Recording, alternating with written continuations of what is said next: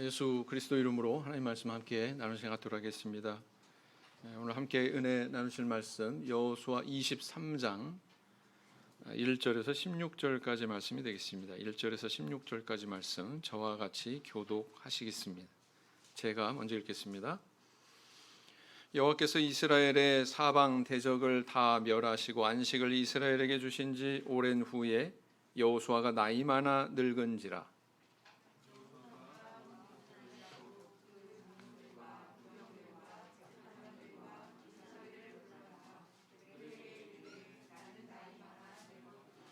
너희 하나님 여호와께서 너희를 위하여 이 모든 나라에 행하신 일을 너희가 다 보았거니와 너희 하나님 여호와 그는 너희를 위하여 싸우신 자신이라.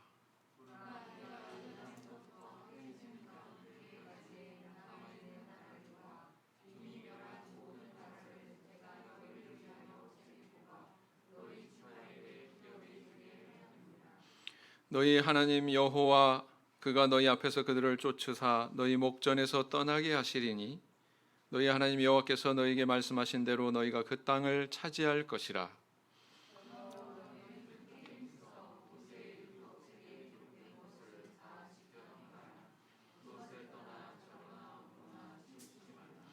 너희 중에 남아 있는 이 나라들 중에 가지 말라. 그 신들의 이름을 부르지 말라. 그것을 가리켜 맹세하지 말라. 또 그것을 섬겨서 그것에게 절하지 말라.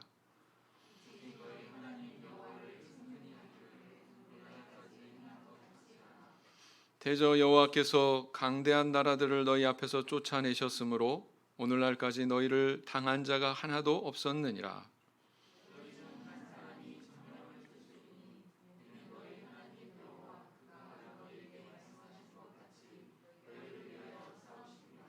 그러므로 스스로 조심하여 너희 하나님 여호와를 사랑하라.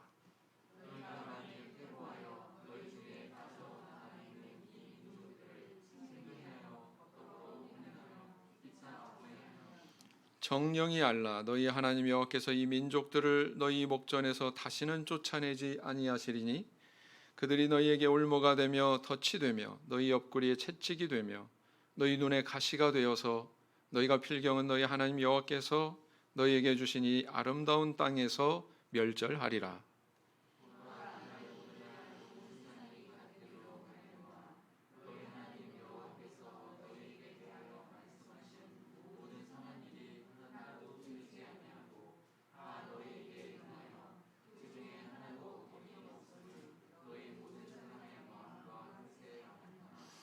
너희 하나님 여호와께서 너희에게 말씀하신 모든 선한 일이 너희에게 임한 것 같이 여호와께서 모든 불길한 일도 너희에게 임하게 하사 너희 하나님 여호와께서 너희에게 주신 이 아름다운 땅에서 너희를 멸절하기까지 하실 것이라.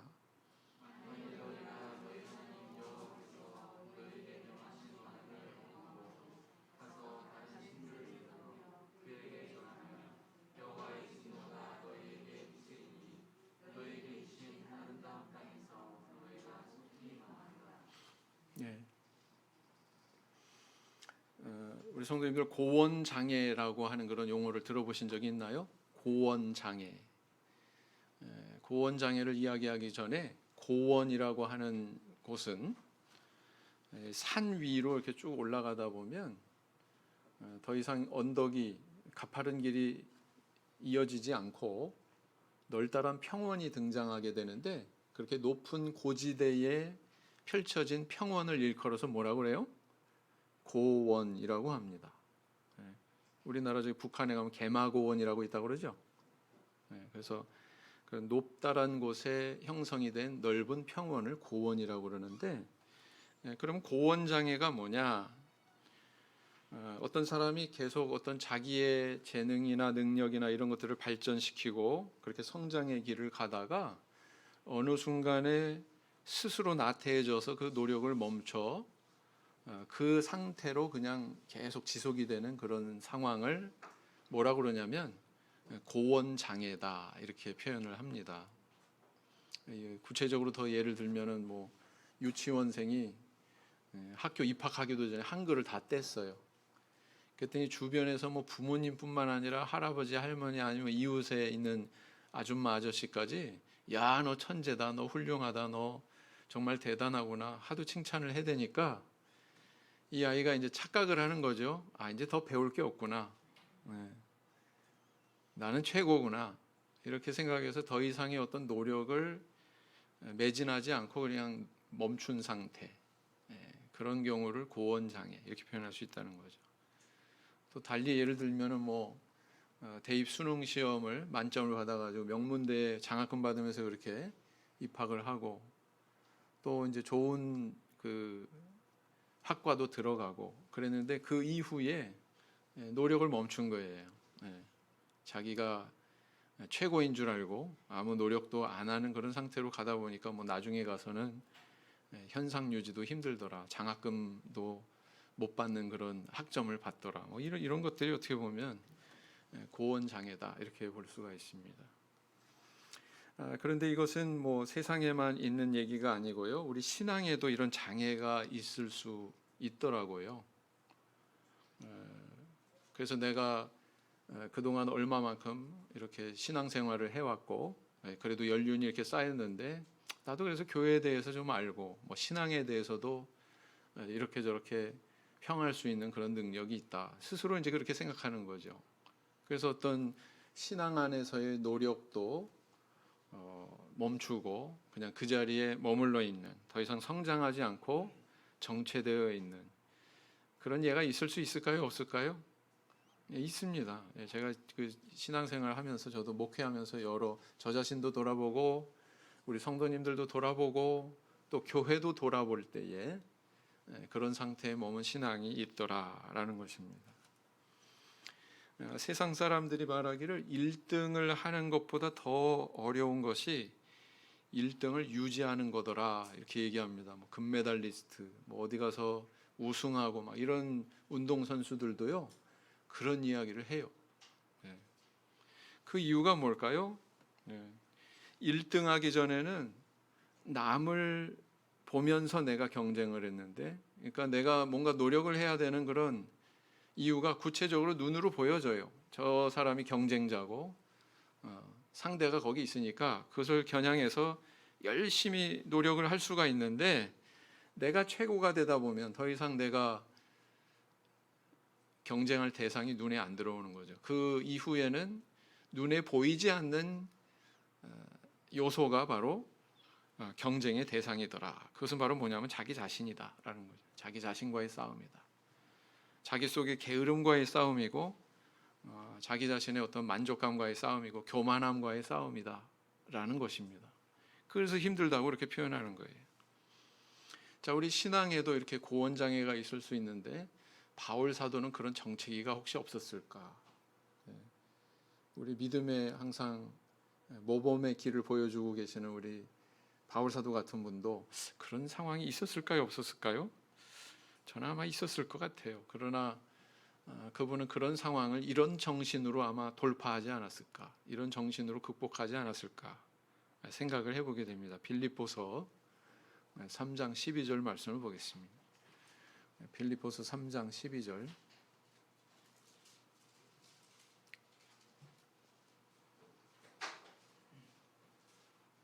빌립보서 3장 12절 말씀을 보시면 같이 읽겠습니다. 시작. 내가 이미 얻었다 함도 아니요 온전히 이루었다 함도 아니라 오직 내가 그리스도 예수께 잡힌 바 된 그것을 잡으려고 쫓아가노라 그랬어요. 그래서 바울 사도 같은 경우는 과거에 자신이 잘했건 잘못했건 다 잊어버리고 앞만 향해서 푯대를 향해서 그렇게 질주한다고 그의 신앙의 어떤 자세를 이렇게 고백을 하고 있죠. 자, 오늘날 우리는 어떤 신앙의 자리에 있습니까? 점점 진보하고 있습니까? 아니면 뭔가 정체되어 있나요? 아니면 오히려 퇴보하고 있습니까? 우리가 퇴보의 길을 걷지 않고 날마다 이렇게 성장하는 그런 신앙의 길을 가기 위해서는 우리는 어떤 노력을 해야 될까요? 오늘은 이 여호수아의 유언의 내용을 통해서 이런 주제에 대해서 함께 생각하고 은혜를 나눌 시간을 가지고자 합니다. 오늘 본문을 보시면 이제 여호수아의 유언이 이제 24장까지의 내용으로 그렇게 구성이 되어 있죠. 종종 우리는 성경에서 죽음의 목전에서 유언을 남기는 그런 신앙의 지도자들을 발견하게 되지요. 모세도 역시 그러했습니다. 모세는 모압 평지에서 이스라엘 백성들에게 여러 가지 유언의 당부를 남겼죠. 그 다음에 이제 바울 사도는 어땠습니까? 그가 이제 모든 해외 선교 사역을 마치고 마지막으로 이제 내가 예루살렘에 올라가리라. 그 예루살렘에 향해 가는 노중에 에베소 장로들을 만나서 마치 유언과도 같은 그런 말을 남겼죠. 그것이 사도행전 20장에 나와 있습니다. 그런가 하면 우리 예수님께서도 십자가를 지시기 전에 제자들에게 유언과도 같은 성격의 고별사를 남기셨죠. 주로 이제 요한복음 14장부터 17장까지의 내용이 그 내용인데, 이렇게 마지막 그 순간에 유언과도 같은 그런 말을 남기는 그런 신앙의 여러 인물들을 우리 발견하게 되죠. 오늘 이 본문에서도 여호수아가 죽음에 임박해서 이스라엘 백성들에게 마지막 유언을 남기고 있는 그런 내용을 기록을 하고 있습니다. 자, 유언은 어떤 특징이 있습니까? 한번 생각해 보셨나요? 유언이라고 하는 것의 특징은 뭐예요? 사람은 죽음을 앞두고 가장 절실해지고 진실해진다고 합니다. 곁까지 별로 중요하지 않은 것에 눈을 돌리지 않아요. 그 순간에 가장 중요하고 본질적이고 가치 있는 것을 추구하게 되어 있다는 것입니다. 그 순간에. 그래서 그 유언이라고 하는 것은 그런 차원에서 보면 우리 인생의 가장 그 사람의 어떤 인생의 지혜와 본질을 보는 눈과 이런 것들이 다 농축되어 있고 압축되어 있는 내용이 그 안에 담겨 있다. 이렇게 우리는 추론을 할 수 있겠죠. 그래서 떠날 날이 얼마 남지 않은 그 순간에 여호수아가 이스라엘의 대표들을 불러 모아가지고 당부의 말을 건넸는데, 그것이 바로 23장부터 24장까지 두 장에 걸쳐서 기록이 되어 있습니다. 성경에서 무엇이 중요하다고 취급되는 경우가 두 가지 경우로 판단이 되는데, 첫째는 뭐냐면 계속 반복해서 나올 때, 어떤 내용이 계속 반복해서 나와요. 그러면 성경이 이건 굉장히 중요하게 취급하고 있구나, 이렇게 판단할 수 있고요. 그 다음에 또 한 경우는 뭐냐면은 분량상 대단히 필요 이상의 많은 분량을 할애하고 있다. 한두 구절이 아니라 굉장히 여러 장에 걸쳐서 이것을 다루고 있다라는 것은 성경의 저자가 이것을 굉장히 중요하게 다루고 있다라는 것을 반영하고 있는 겁니다. 자, 그런데 여호수아의 마지막 유언이 무려 23장, 24장 두 장에 걸쳐서 이렇게 기록하고 있다는 것입니다. 중요하다는 거예요? 중요하지 않다는 거예요? 중요하다는 뜻입니다. 네. 과연 이 여호수아는 죽음에 임박해서 이스라엘 백성들에게 얼마나 그 중요한 유언을 남기고 있을까요? 어떤 인생의 지혜와 삶의 기준을 제시하고 있을까요? 근데 이제 이 긴 내용을 하나로 한마디로 집약해서 정리하자면 이렇게 정리할 수 있을 것 같아요. 너희가 지금까지 신앙생활 이렇게 잘 해왔듯이 앞으로도 퇴보하지 않도록 너희들 신앙을 잘 지켜야 된다. 저는 이렇게 요점을 정리할 수 있을 것 같습니다. 한마디로 이제 퇴보하지 않는 순전한 그런 신앙의 길을 가라라는 것이죠. 여호수아가 죽음의 목전에서 이스라엘 백성들에게 주었던 이 메시지는 그 시대에 그들에게만 해당되는 것이 아니라 사실은 오늘날 우리에게도 매우 중요한 메시지를 전달하고 있다, 이렇게 볼 수가 있습니다. 사실 세상의 이런 풍족 속에 우리가 매몰돼 가지고 정말 내가 인생을 사는 동안에 뭘 소중히 여겨야 되나 깨닫지 못하고 마치 고원장애에 걸린 것처럼 그냥 그 자리에 정체되어 있는 그런 신앙의 자리에 있다면 우리는 한 번쯤 이 여호수아의 음성에 귀를 기울일 줄 알아야 된다라는 것입니다. 자, 그러면 하나님께서 이 여호수아의 입술을 통해서 오늘날 우리 교회에 또는 우리 가정에 또는 내 영혼에게 주시는 그런 소중한 메시지가 있다면 그건 뭘까요? 우리가 퇴보하지 않는 그런 신앙을 위해서는 바로 이런 길을 가야 된다. 그것을 우리에게 교훈하고 있다. 첫째는 뭐냐? 퇴보하지 않는 신앙을 위해서 과거의 은혜를 잊지 않고 기억해야 된다라는 것을 이야기하고 있습니다. 3절 말씀을 보시면 너희 하나님 여호와께서 너희를 위하여 이 모든 나라에 행하신 일을 너희가 다 보았거니와 너희 하나님 여호와 그는 너희를 위하여 싸우신 자신이라 이렇게 기록하고 있어요. 자, 이 유언의 서두에 여호수아가 무엇을 이야기하고 있는지를 주목하시기 바랍니다. 이스라엘 백성이 이 가나안 땅에 정착하기까지 그동안에 하나님께서 부어주셨던 그런 은혜의 흔적들이 있습니다. 그런 족적들이 있습니다. 어떤 은혜를 주셨나요? 여호수아가 모세로부터 지도자의 그런 권세를 물려받은 이후에, 계승한 이후에 어떤 하나님의 은혜가 있었죠? 요단강을 육지처럼 건넜죠. 뿐만 아니라 또 난공불락의 요새 여리고성을 무너뜨렸죠. 아모리 족속과의 전투에서 태양이 중천에 머무는 그런 체험을 주셨죠. 우박을 내리셔가지고 그들을 다 멸하는 그런 은혜를 주시지 않았습니까? 요단 동편의 두 왕 시혼과 옥을 멸할 수 있는 그런 은혜를 주셨죠. 요단 서편의 31명의 왕, 31족속의 수장인 31명의 왕, 동편까지 합해서 총 33명의 왕들이 이스라엘의 칼날에 멸망했습니다. 이거 다 우연히 이스라엘 백성들의 그들만의 노력을 통해서 이루은 것이 아니라 다 하나님께서 그렇게 베풀어 주신 은혜였다라는 거예요. 그들이 그냥 우연히 승리한 것이 아니라 다 하나님의 은혜로 주어진 결과들이었다라는 것입니다. 그걸 다 포함해서 지금 얘기하고 있는 거예요. 모든 나라에 행하신 일을 너희가 다 보았느니라. 지금까지 너희들이 체험한 거 다 봤지? 이 얘기하고 있는 거죠.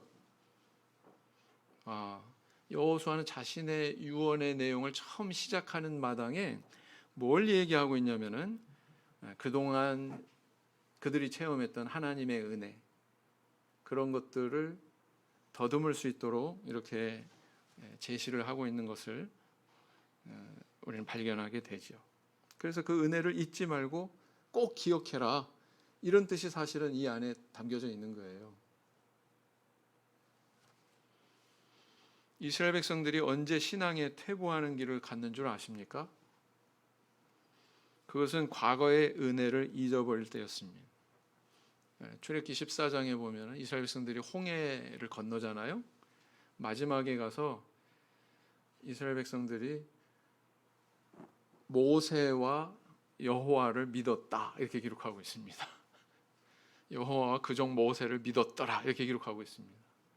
근데 15장에 가서요, 그렇게 하나님을 찬양하고 막 찬양이 쫙 장문으로 나와요. 근데 뒤이어서 어떤 사건이 일어납니까? 마라라고 하는 곳에 이르렀더니 물이 없어요.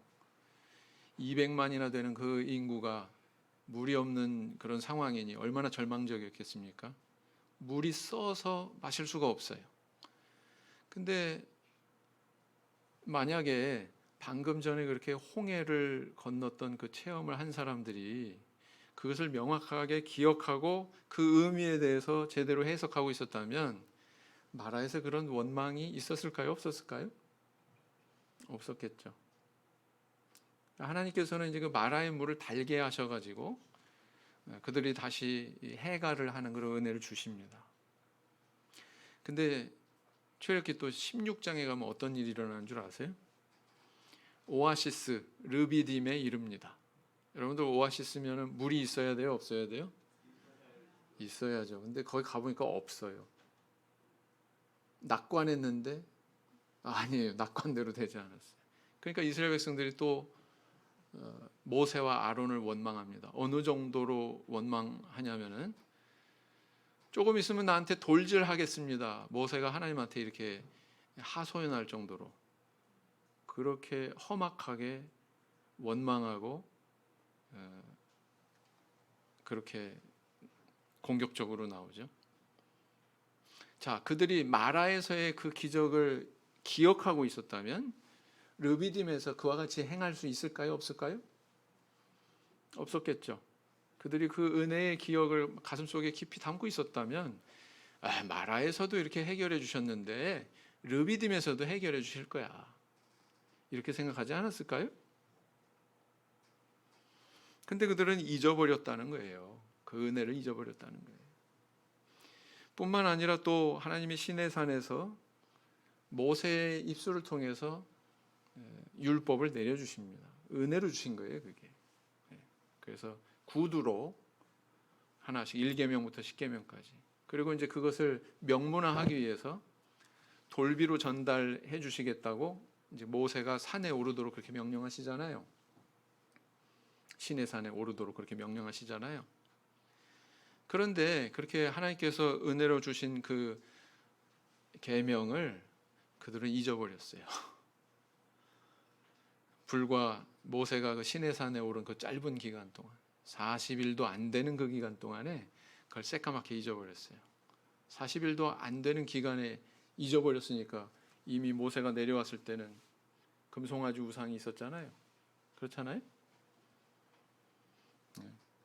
그래서 이런 사실을 보면은 이들이 언제 범죄하게 됐냐, 하나님의 은혜를 망각했을 때 범죄하더라라는 것입니다. 지금까지 나한테 부어주셨던 이런 은혜의 족적들, 하나님의 은혜의 흔적들, 이것을 잊어버릴 때 우리는 범죄하게 되더라라는 거예요. 거꾸로 얘기하면 그것을 깊이 가슴속에 새기고 기억하고 그 의미에 대해서 제대로 이해하고 있어야 범죄하지 않게 된다는 거죠. 하나님과 동행했던 다윗도 불륜의 범죄를 저질렀을 때 나단 선지자의 입술을 통해서 이렇게 책망하십니다. 사무엘하 12장 8절을 보시겠습니다. 사무엘하 12장 8절.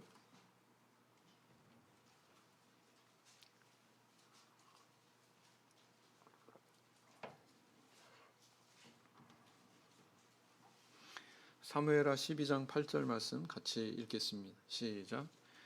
내 주인의 집을 내게 주고 내 주인의 처들을 내 품에 두고 이스라엘과 유다 족속을 내게 맡겼느니라. 만일 그것이 부족하였을 것 같으면 내가 내게 이것저것을 더 주었으리라. 다윗이 범죄했을 때 하나님께서는 나단 선지자의 입술을 통해서 책망하시는데 책망의 내용이 이거예요. 야, 넌 내가 과거에 이것 저것 이렇게 해서 주었지. 그게 만약에 부족했을 것 같으면 내가 더 줬을 거야. 이렇게 얘기하고 있단 말이에요. 다윗이 범죄했을 때 그는 과거로부터 받아왔던 하나님의 은혜를 까맣게 망각했구나. 나에게 충분한 하나님의 은혜가 주어졌다는 것을 망각했구나 라는 거 알 수 있어요? 없어요? 알 수 있죠. 그래서 언제 사람은 범죄하게 되느냐? 하나님의 은혜를 망각할 때. 그러니까 여호수아가 이스라엘 백성들한테 이 이야기를 하는 거예요. 하나님 은혜를 기억해야 된다. 분명히 기억해야 된다. 뭐 입술로는 하나님 은혜로 합격했어요. 하나님 은혜로 취업했어요. 하나님 은혜로 풍요롭게 됐어요. 입술로만 그러면 안 된단 말이에요. 다음에 내가 어떤 시험의 상황에 왔을 때 정말 그렇게 그 사람이 느꼈고 그렇게 이해하고 그렇게 믿고 있는지는 그때 밝혀지거든요. 내가 언제 하나님한테 받은 게 있었나? 쉽게 행동하면 안 된단 말이에요. 하나님께 받은 이 은혜는요, 우리를 변화시킵니다. 우리의 영혼을 변화시킵니다. 그런 능력이 있어요. 그래서 우리가 기억을 해야 된다라는 것입니다. 우리 성도님들 레미제라블 아시죠?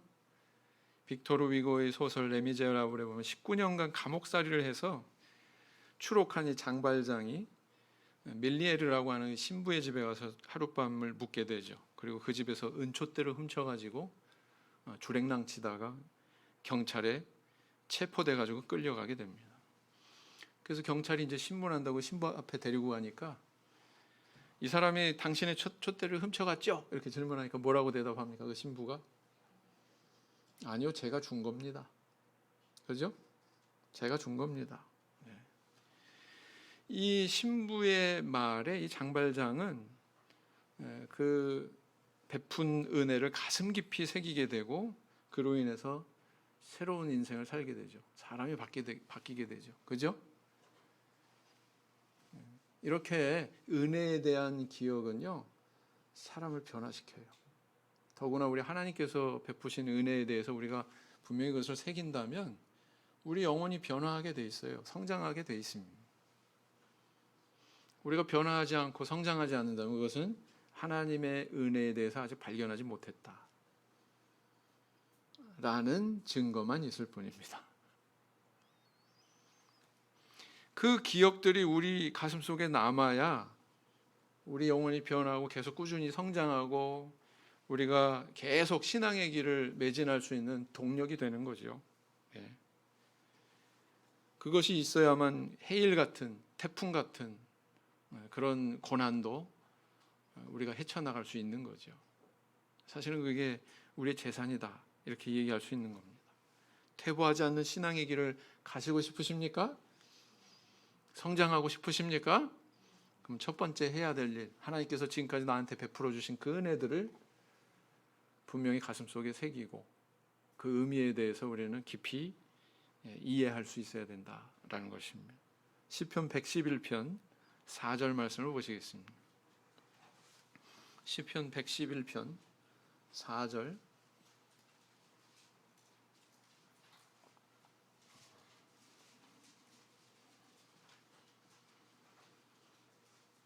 시편 111편 4절 시작.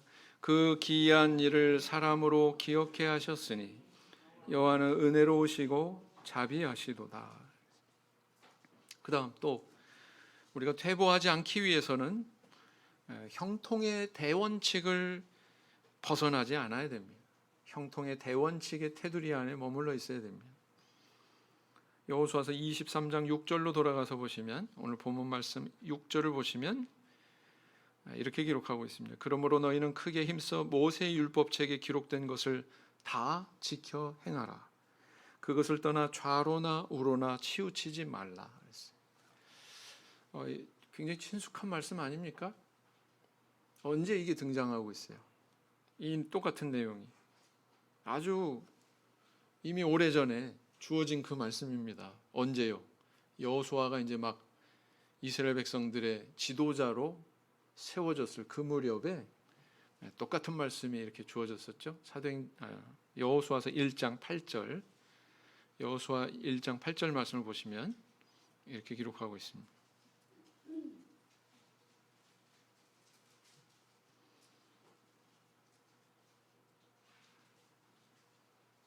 같이 읽겠습니다. 시작.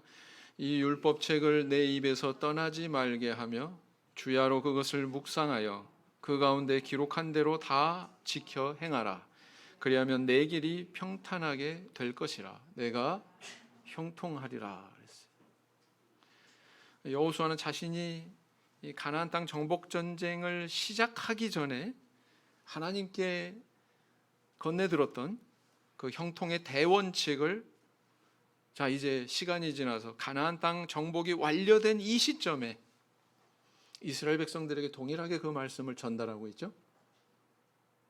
자, 이건 뭘 우리에게 의미하고 있습니까? 이스라엘 백성이 지금까지 승리하고 가나안 땅을 차지할 수 있었던 형통의 대원칙은 시간이 지나도 변한다는 거예요, 안 변한다는 거예요? 대대로 계승할 만한 가치가 있는 커다란 원칙이라는 거예요. 그렇지 않습니까? 그러니까 이스라엘 백성들에게 이렇게 이야기하고 있겠죠. 그래서 여호수아는 백성들의 이것을 재차 언급하면서 여호와의 말씀대로 다 순종해서 행하는 것, 이것이야말로 형통의 대원칙이다. 이렇게 당부하고 있는 것입니다. 그래서 우리가 퇴보하지 않는 신앙의 길을 가기 위한 두 번째 비결이 있다면 그것은 바로 이 하나님의 말씀을 순종해야 된다라고 하는 이 대원칙을 벗어나지 않는 것이다 라는 것입니다. 사람은요 맨 처음에 선한 뜻을 품었다고 할지라도 시간이 지나면 그게 변해요. 사람은요 어떤 원칙을 세웠다고 그래서 그것이 계속 유지가 되는 게 아니라 시간이 지나고 뭔가 환경을 접하다 보면 자기가 세웠던 그 원칙조차도 흔들려요. 그렇습니까? 안 그렇습니까? 네, 그렇습니다. 다 그래요. 그래서 우리는 때로는 내가 세우고 있는 또는 내가 일하고 있는 그 삶의 터전에서 내가 가지고 있는 그 직업군의 어떤 원칙이나 이런 것들에 대해서 끊임없이 되새기는 그런 노력이 필요하다라는 것입니다. 언젠가 보험사 직원으로 입사한 형제가 저를 방문했어요. 제가 저 인천에서 목회하고 있을 때 사무실에 앉아가지고 이제 이런 얘기 저런 얘기를 하는데 이 형제가 고민이 있다고 이야기를 하는 겁니다. 한 고객을 알게 됐는데 이 분이 수백억대 자산가래요. 그래서 이분하고 이렇게 요즘에 교류를 하고 있는데 이런 큰 자산가들 같은 경우에는 상품 하나만 가입해도 그야말로 뭐 대박이라는 것입니다. 그래서 이제 그런 어떤 계약을 성사시키기 위해서 이제 같이 어울려서 다니기 시작을 했는데 그렇게 사귀다 보니까 안식일 예배도 때로는 빠지게 되고 또 신앙인이 가지 않아야 되는 그런 장소도 가게 되고 뭐 술집에도 가게 되고 도박장에도 가게 되더라는 것입니다. 자기는 평상시에 자기 삶의 수준으로는 도저히 갈 생각조차 못하는 곳도 가게 되더라는 거예요. 오로지 뭘 위해서요? 그 대박 한 건을 위해서. 그렇게 이제 다니면서 이제 뭔가 자기에게 변화, 심적인 변화가 찾아오더라는 것입니다. 뭐냐면은 맨 처음에 시작했을 때, 이 업종을 시작했을 때는 고객 한 사람 한 사람을 정말 성의껏 서비스 정신을 다 거기에 모아가지고 그렇게 대했다는 거예요. 근데 이 큰 자산가를 접하다 보니까 그런 뭐 서민층의 그런 고객들은 눈에도 안 들어오더래요. 이제 눈에도 안 들어오더래요. 그래가지고 이제 그 이 큰 고객만 그렇게 중요하게 생각하고 주로 이제 거기에 몰입을 하고 있더라는 것입니다. 자기 자신이 이렇게 변해 있더래요. 그래서 서비스 정신이 점점 좀 희박해지는 그런 자신을 발견하게 되더라는 것입니다. 제가 뭐라고 충고했을까요? 이렇게 충고했습니다. 큰 고객 너무 좋아하지 말고 작은 고객에게 오히려 더 집중해야 되네. 큰 고객만 상대하면 정작 고객의 마음에 대해서 일반적인 성향을 공부할 수 있는 기회가 줄어들게 되고 이런 그 오히려 적은 액수의 고객이 대다수고 그들이 원하는 것이 무엇인지 필요한 것이 무엇인지 정말 고객에게 서비스하는 정신을 배울 수 있는 것은 그들에게 더 많이 배울 수 있다고. 만약에 보험업을 계속 하기를 원한다면 저런 무슨 큰 자산가 이런 특별한 그런 케이스에 대해서 너무 몰입하지 말고 일반적이고 작은 액수의 그런 고객의 마음을 헤아리는 그런 기회를 많이 가지게 제가 이렇게 충고를 했어요. 대박 노리다가 쪽박 차지 말라고 마지막으로. 어때요? 충고 제대로 한 것 같아요? 안 한 것 같아요? 네. 그러니까 사람이 이렇게 변해요. 뭔가 가치 있는 어떤 원칙을 세워놨는데 시간이 지나면서 뭔가 내가 새로운 환경을 접하고 내 마음과 내 눈을 잡아끄는 내 욕심을 잡아끄는 탐욕을 형성시키는 그런 것을 접하면서 내가 세웠던 원칙들이 점점 힘을 잃어버리고 무너지는 그런 사례들이 있다는 것입니다. 그러면 안 된다는 거죠. 네. 보험사 직원에게도 어떤 커다란 가치 있는 원칙이 있는 것처럼 고객에 대한 최대한 서비스를 해줘야 된다. 뭐 이런 것들 아니겠습니까? 그런 원칙이 있는 것처럼 우리 신앙의 길을 가는 우리 성도들에게도 그런 커다란 대원칙이 있다는 거예요. 그래서 어떤 작은 원리나 작은 것들은 이 대원칙에 비교했을 때 거스리게 되면 이런 것들은 다 가지치기 해야 된다는 것이. 이건 중요한 게 아니야. 이것은 내가 버려야 될 거야. 이건 내가 정리해야 될 거야. 왜? 나에게 이렇게 중요한 대원칙이기 때문에. 그것을 우리는 분별할 줄 알아야 된다는 거예요.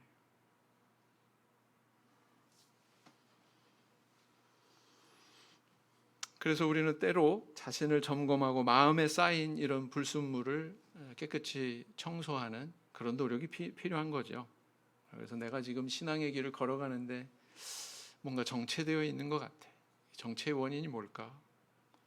혹시 내 마음속에 이렇게 하나님께서 나에게 제시하신 그런 원칙에서 벗어나는 자리에 내 마음이 가 있지는 않은가? 여기에 대해서 자기 점검이 이루어져야 된다라는 것입니다. 부디 이런 형통의 원리를 계승하고 매진할 수 있는 저와 우리 성도님들 되길 원합니다. 잠언 1장 32절에서 33절 말씀을 보시겠습니다. 잠언 1장 32절에서 33절 말씀.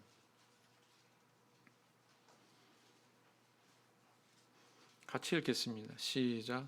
어리석은 자의 퇴보는 자기를 죽이며 미련한 자의 안일은 자기를 멸망시키려니와 오직 나를 듣는 자는 안연히 살며 재앙의 두려움이 없이 평안하리라. 자, 세 번째는 뭐냐? 우리가 퇴보하지 않는 신앙을 가지 않기 위해서는 범죄의 가능성에 대해서 미리 대비해야 된다, 경계해야 된다라는 것을 교훈하고 있습니다. 여호수아 23장 12절 말씀을 보시겠습니다. 여호수아 23장 12절 말씀을 보시면 같이 읽겠습니다. 시작.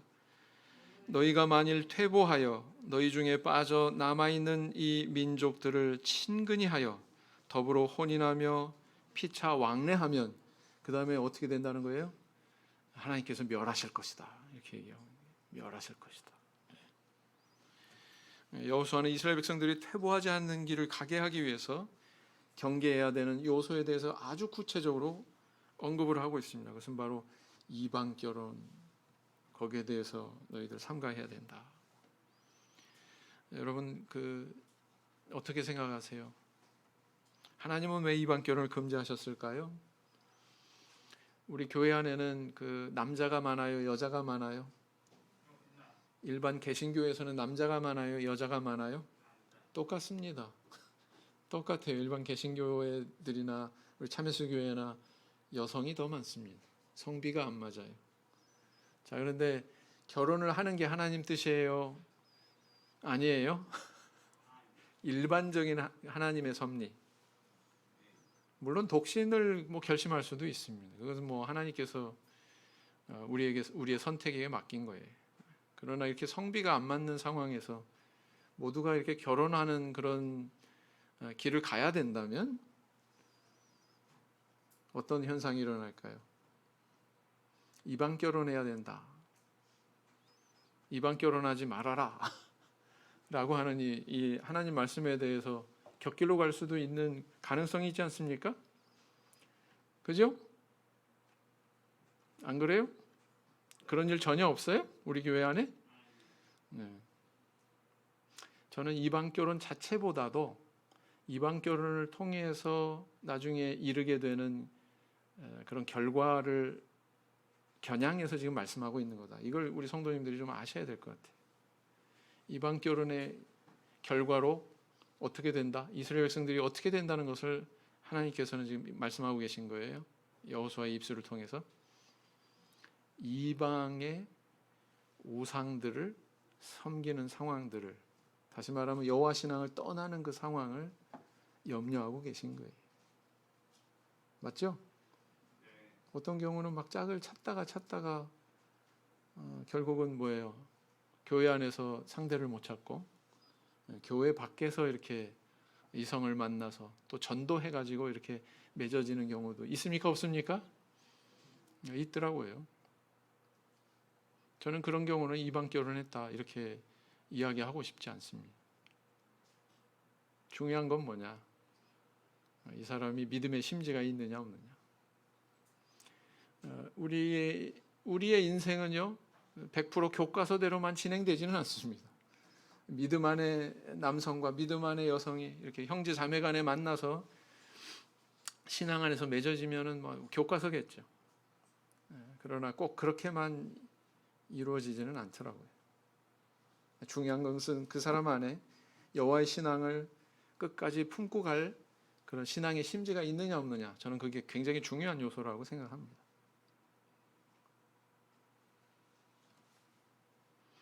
또 제가 한 이야기를 좀 왜곡되게 해석을 해가지고 김세한 목사님은 이방 결혼에 대해서 찬성하더라 이렇게 생각하시면 오해입니다. 저는 그렇게 이야기한 적 없습니다. 아시겠죠?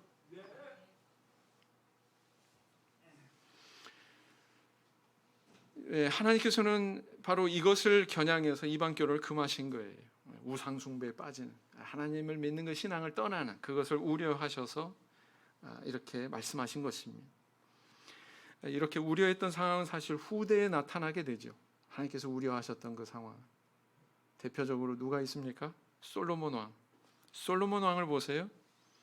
얼마나 지혜롭고 그의 시대 때 가장 부귀함을 누렸잖아요. 나라에 있어서도 가장 부요한 그런 시대, 바로 솔로몬 왕 시대에 뭐 성전도 지어 올리고 뭐 솔로몬 왕궁도 지어 올리고 그런 풍요를 구가했던 그런 왕인데, 그럼에도 불구하고 그는 어떻게 됐습니까? 나중에 퇴보의 길을 걸어가게 되지. 그 원인은 바로 이방의 많은 여인을 후비와 빈장으로 받아들였기 때문에 일어난 결과였습니다. 열왕기상 11장 1절에서 3절 말씀을 보시겠습니다. 열왕기상 11장 1절에서 3절 말씀. 열왕기상 11장 1절에서 3절 말씀.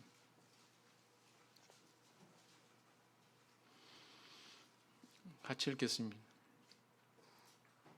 같이 읽겠습니다. 시작. 솔로몬 왕이 바로의 딸 외에 이방의 많은 여인을 사랑하였으니 곧 모압과 암몬과 에돔과 시돈과 헷 여인이라. 여호와께서 일찍이 이 여러 국민에게 대하여 이스라엘 자손에게 말씀하시기를 너희는 저희와 서로 통하지 말며 저희도 너희와 서로 통하게 말라. 저희가 정령코 너희의 마음을 돌이켜 저희의 신들을 쫓게 하리라 하셨으나 솔로몬이 저희의 연애하였더라. 왕은 후비가 700인이요 빈장이 300인이라. 왕비들이 왕의 마음을 돌이켰더라 그랬어요. 자, 솔로몬 왕은 왜 이렇게 바보 같은 선택을 했을까요? 그 지혜의 왕인 솔로몬 왕이 왜 이렇게 바보 같은 상황을 맞이했을까요?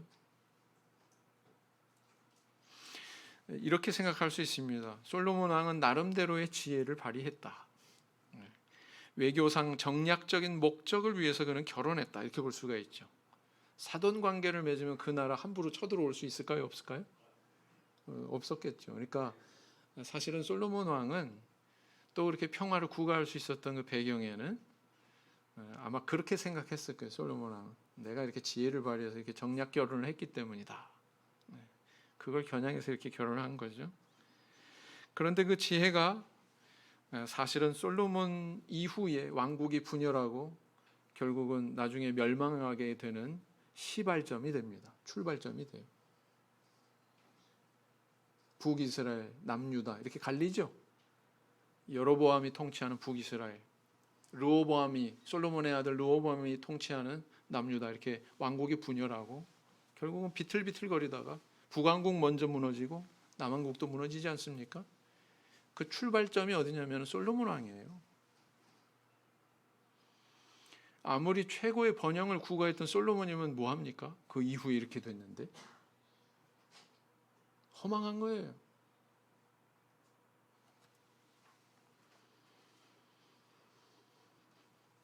이런 솔로몬 왕의 모습이 우리의 모습일 수 있다라는 것입니다. 나의